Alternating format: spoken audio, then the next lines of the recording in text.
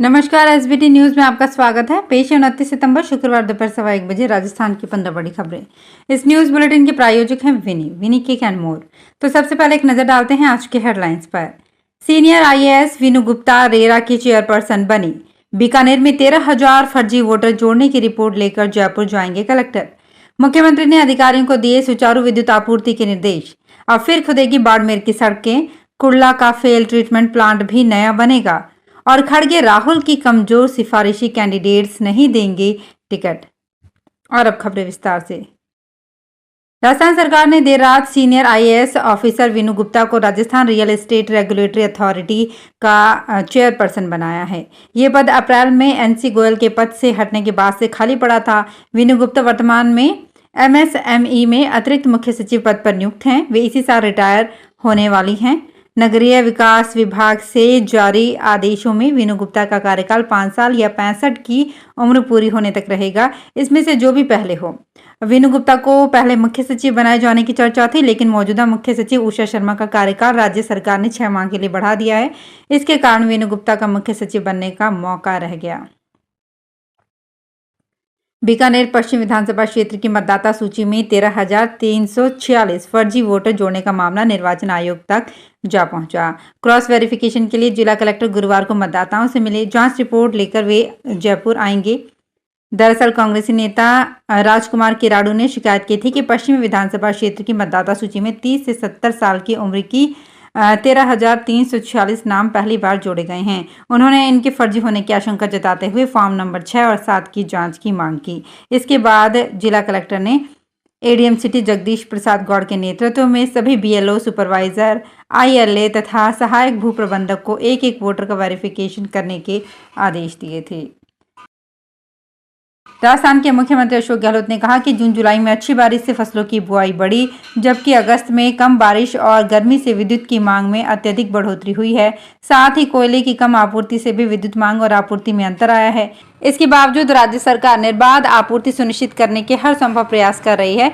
उन्होंने कहा कि आगामी महीनों में भी आपूर्ति में कमी नहीं आने दी जाएगी। सीएम ने गुरुवार को मुख्यमंत्री निवास पर राज्य में विद्युत आपूर्ति की समीक्षा की बैठक ली। राजस्थान सरकार ने एक बहुत महत्वपूर्ण योजना बनाई है, इंदिरा गांधी स्मार्टफोन योजना।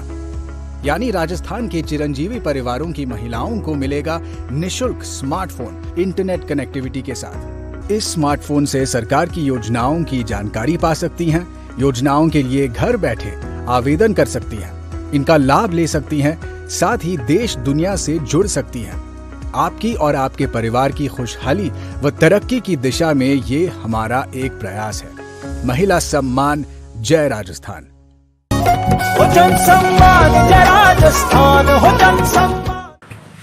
बाड़मेर शहर में एक बार फिर सड़कों की खुदाई शुरू होने वाली है, क्योंकि आरयूआईडीपी की ओर से 94 करोड़ 34 लाख रुपए की लागत से शहर में सीवरेज लाइन बिछाई जाएगी।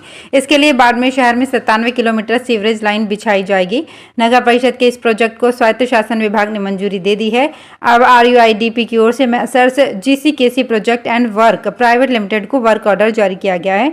सीवरेज का काम 2026 तक पूरा किया जाना है। कुर्ला में बना ट्रीटमेंट प्लांट फेल हो गया है, ऐसे में अब उसे अपग्रेड करके नया बनाया जाएगा। अब बड़ा सवाल यह है कि पूर्व में भी सरकार ने 100 करोड़ से ज्यादा राशि सीवरेज लाइन पर खर्च की थी, लेकिन ये आज तक किसी के काम नहीं आई। कांग्रेस का राष्ट्रीय नेतृत्व राजस्थान में टिकट चयन प्रक्रिया के प्रारंभिक चरण को सिर्फ प्रदेश चुनाव समिति और स्क्रीनिंग कमेटी के भरोसे नहीं छोड़ना चाहता। पैनल बनने से लेकर नाम फाइनल होने तक दिल्ली का पूरा दखल रहेगा। एआईसीसी का पूरा फोकस है कि एक भी कमजोर और सिफारिशी उम्मीदवार मैदान में ना आए।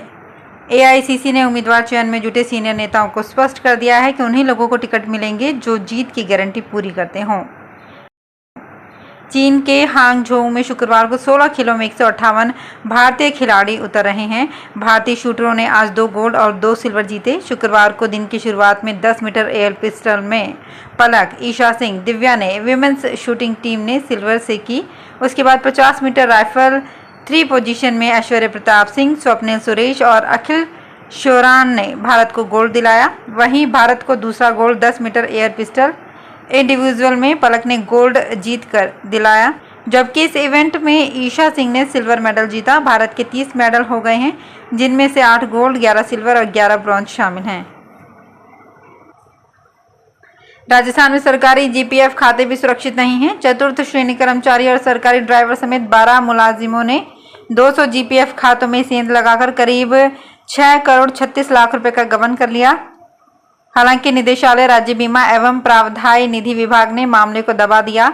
जिन कर्मियों के पैसे निकाले गए उन खातों में लोन दिखा दिया और आरोपियों ने अपने खातों की पुरानी बैलेंस शीट डिलीट कर 1 मार्च 2012 से नई दिखा दी।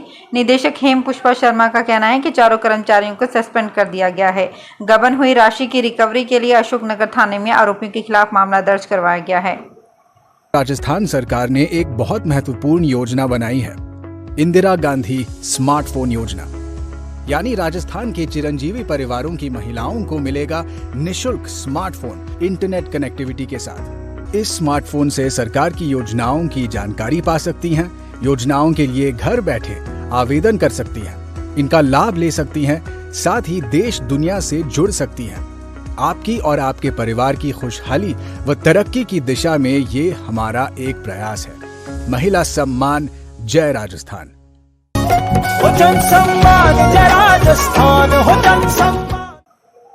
सनी देओल के छोटे बेटे राजवीर देओल, पूनम ढिल्लों की बेटी पलोमा ढिल्लों और सूरज बड़जात्या के बेटे अवनीश गुरुवार को राजवीर और पलोमा फिल्म के प्रोडक्शन के लिए जयपुर पहुंचे। इस दौरान राजवीर देओल ने बताया कि जब पहली गदर रिलीज हुई थी तब मेरी उम्र 6 साल की थी। मुझे याद है जब फिल्म देख रहा था तो उसमें इतना वायलेंस था कि मैं डर गया था। चंदन थिएटर में फिल्म का ट्रायल चल रहा था, इसमें इतना वायलेंस था कि फिल्म रिलीज पर भी नहीं गया। राजस्थान में मानसून की विदाई शुरू हो चुकी है। अब पश्चिमी राजस्थान में बारिश होने की उम्मीद कम है।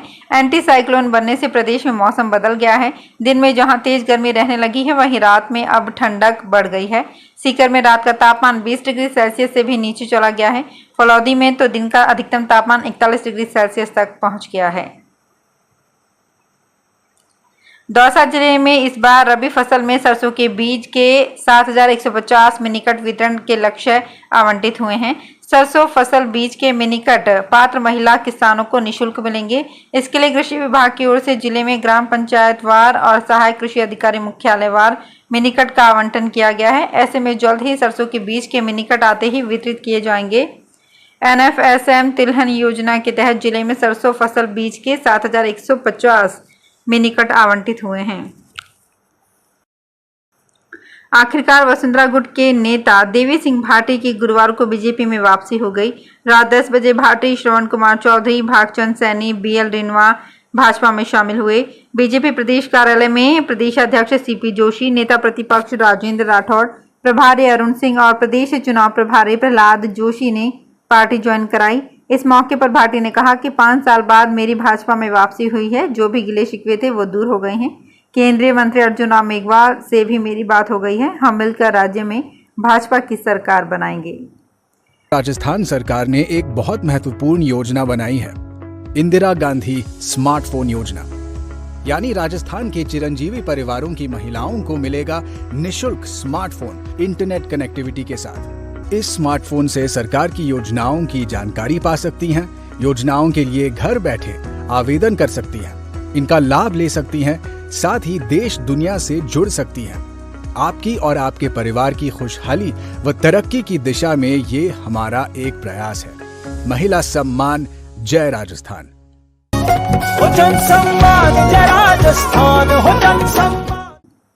बिहार में 1 अक्टूबर से होने वाली सिपाही भर्ती परीक्षा में बड़े पैमाने पर फर्जीवाड़े की तैयारी चल रही थी। बेगूसराय में परीक्षा से 3 दिन पहले पुलिस ने मास्टरमाइंड समेत 5 लोगों को गिरफ्तार किया है। इनके पास से 33 वॉकी टॉकी का डिवाइस, 16 ब्लूटूथ, 6 मोबाइल, सिपाही भर्ती परीक्षा का 136 प्रवेश पत्र और 2 लाख रुपए बरामद किए गए हैं। इधर छपरा में पुलिस ने एक फॉर्च्यूनर गाड़ी से 10 walkie talkie, 30 Bluetooth, 2 mobile, 28 anti jammer, 55 watch battery, 4 hockey stick, 30 cable charger बरामद किए हैं। गाड़ी पर आबकारी विभाग की प्लेट लगी हुई थी। रणथंभौर में टूरिज्म सीजन नजदीक आने के साथ ही सभी तैयारियां पूरी कर ली गई है। 1 अक्टूबर से शुरू होने वाले नए टूरिज्म सीजन के लिए रणथंभौर में वन विभाग की ओर से तैयारियां पूरी कर ली गई है। इसी कड़ी में पूर्व में विभाग की ओर से रणथंभौर के नेचर व वाहन ड्राइवरों को 2 दिन तक रणथंभौर रोड स्थित एक होटल में ट्रेनिंग भी दी जा चुकी है। नए टूरिज्म सीजन के शुरू होने का समय पास आने के साथ ही वाहन मालिक और ड्राइवर्स की ओर से पर्यटन वाहनों की मरम्मत, रंग रोगन आदि कराने का दौर भी शुरू हो गया है। रेलवे प्रशासन ने त्योहार के समय यात्रियों की सुविधाओं को ध्यान में रखते हुए कोटा होकर स्पेशल ट्रेन चलाने का फैसला लिया है। वरिष्ठ मंडल वाणिज्य प्रबंधक रोहित मालवीय ने बताया कि मुंबई सेंट्रल नई दिल्ली के बीच स्पेशल ट्रेन 1 नवंबर से 29 दिसंबर तक मुंबई से हर बुधवार व शुक्रवार को कोटा होकर गुजरेगी। वापसी में नई दिल्ली से 2 नवंबर से 30 दिसंबर तक हर गुरुवार और शनिवार को कोटा होकर चलेगी। ये साप्ताहिक ट्रेनें दोनों दिशाओं में 9-9 ट्रिप करेंगी। इन गाड़ियों में सभी प्रकार के 16 कोच होंगे। जयपुर की जनता को एक बार पीने के पानी का संकट होगा। बीसलपुर पेयजल परियोजना में करीब 1 महीने बाद फिर लीकेज हुआ है। लीकेज को ठीक करने के लिए public health and engineering department ने 30 सितंबर को पानी की सप्लाई बंद करने का फैसला किया है। इससे जयपुर शहर में 30 सितंबर की शाम और 1 अक्टूबर की सुबह पानी की सप्लाई नहीं होगी। पीएचईडी के अतिरिक्त मुख्य अभियंता अजय सिंह राठौर ने बताया कि बीसलपुर जयपुर के बीच 2300 mm व्यास की MS ट्रांसमिशन लाइन में ग्राम जयसिंहपुरा डिग्गी के पास वॉल्व में लीकेज हो गया है। तो फिलहाल इस बुलेटिन में इतना ही। फिर हाजिर होंगे कुछ और बड़ी खबरों के साथ।